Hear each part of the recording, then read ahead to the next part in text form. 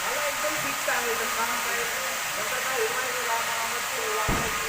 मला फिक्स काय काय करायचं काय नाही ते मला एकदम सांगितलं मला